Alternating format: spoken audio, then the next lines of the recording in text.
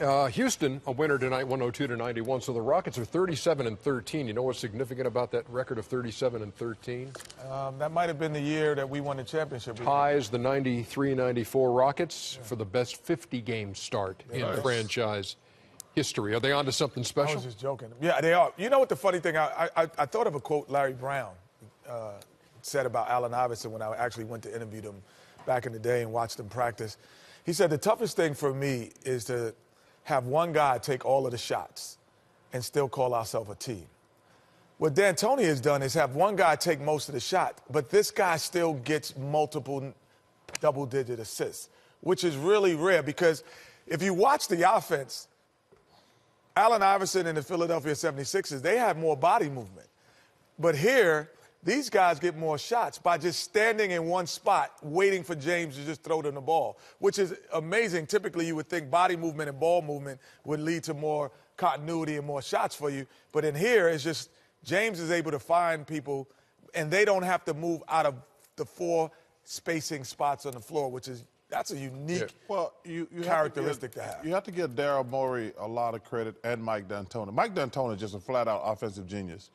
He turned Steve Nash into a good player, to a Hall of Famer. And to an MVP. Yeah. Twice over. But also, you look at James Harden, 3 or 4 years ago. I'm sorry. Come on, Shaq, let it go. Come on, man. Shaq, let it go. Let it go, Shaq. We know you should have more than one MVP. That is a travesty. Damn right. I will say that today. All right. But we're going to. But he does have two. But go ahead. Steve has twice as many as you do. And you'll never catch him.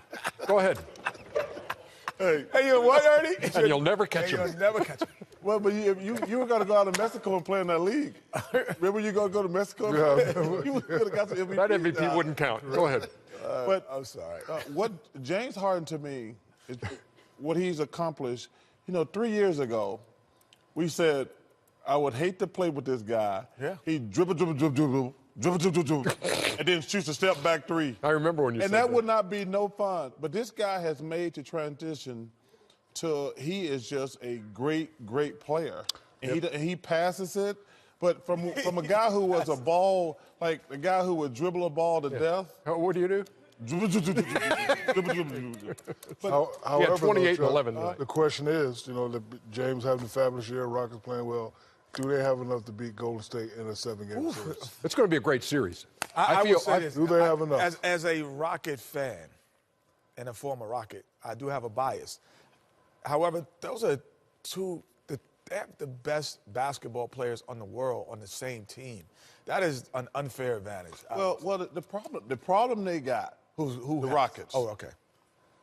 Can James beat them 4 guys 7 times? See, because the advantage that the Warriors have, Four different guys. No, they can have an off night. They don't have to have one guy play great every night. James gonna have to play 4 great games, not even good games. Like if Clay, who's to me amazing, if he doesn't have a good game, they still win. If Steph has a bad game, they still win. If KD has a bad game, they still win. That's a huge advantage. James has to play great every single night. And Exhibit A last year in the playoffs doing the last game against San Antonio. Unless Draymond kicks somebody, they're going to win it. Yes. Oh, my. See, Shaq, let it go. And my hair is glorious. Oh, he's got the 2 up finger.